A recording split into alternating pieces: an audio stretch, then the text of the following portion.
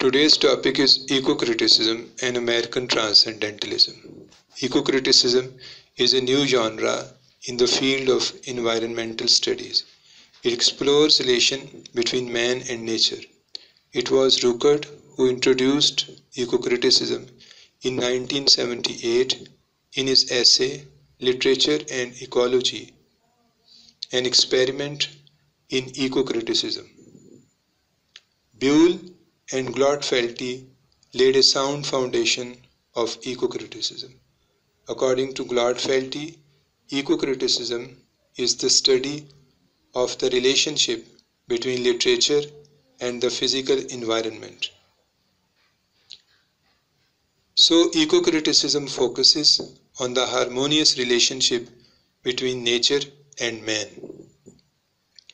As far as American Transcendentalism is concerned, it is the most important aspect of ecocriticism. The movement of Transcendentalism was founded in America by Emerson, Fuller, and Thoreau in the first half of 19th century. It was the first major literary movement in America to achieve cultural independence from European models. Emerson's first short book, Nature, was published in 1836.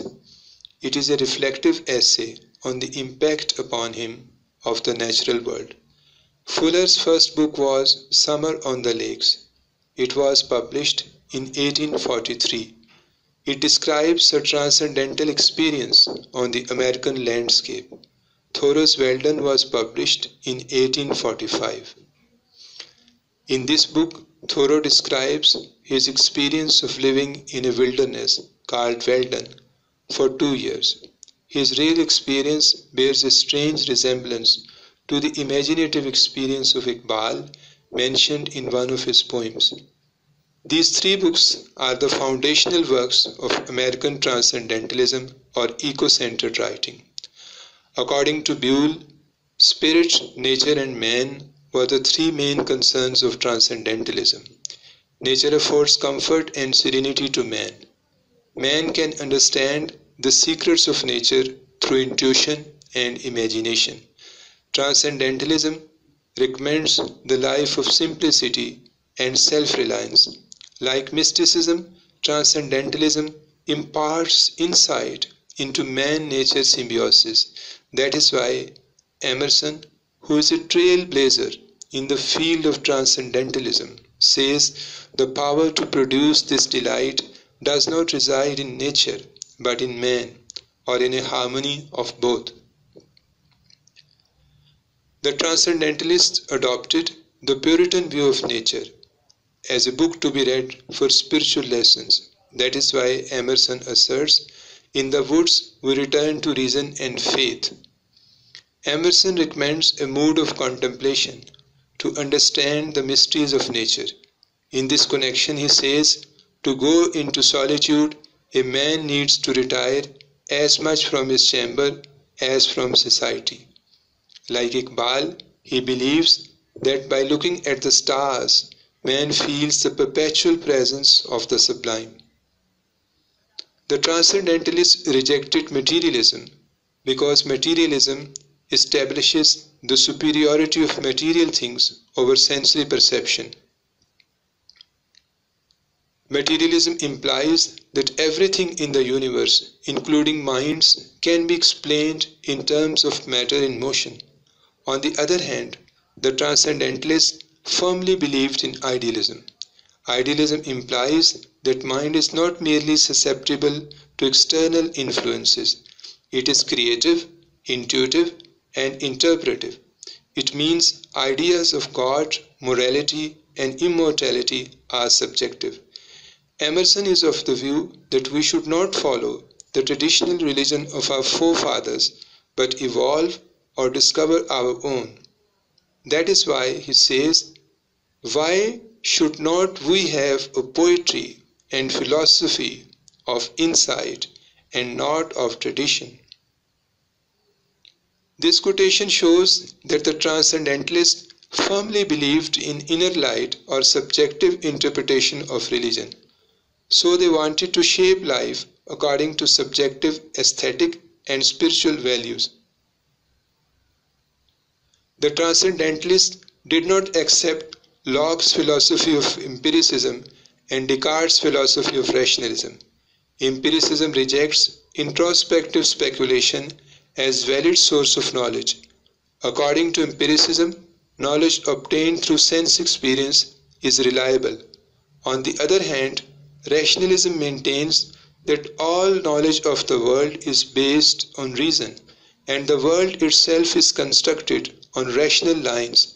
That is why knowledge obtained through reason is reliable. The Transcendentalists were in favor of intuition because they believed intuition was the most reliable source of knowledge. The Transcendentalists were of the view that a regular contact with nature was conducive to man's edification. As their main aim was to create nature anew, they worked for the evolution of a new American culture. They focused their attention on pastoral New England. Their literature highlights nature not only as an abstract concept but also as a particular setting for spiritual experience. Emerson's book Nature is a manifesto of American Transcendentalism. In this book, he shares his revelations with the readers. Emerson asserts that we should keep in touch with nature constantly and experience it directly. Contemplation of nature leads to the contemplation of God. Emerson says the sun illuminates only the eye of the man, but shines into the eye and the heart of the child.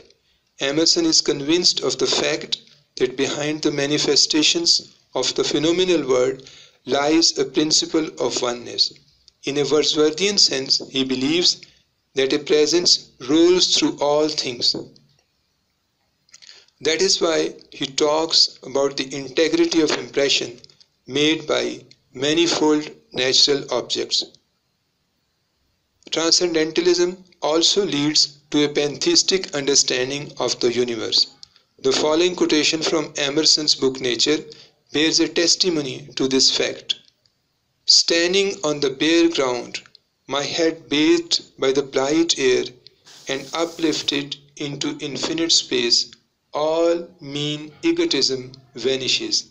I become a transparent eyeball. I am nothing. I see all. The currents of the universal being circulate through me. I am part or particle of God.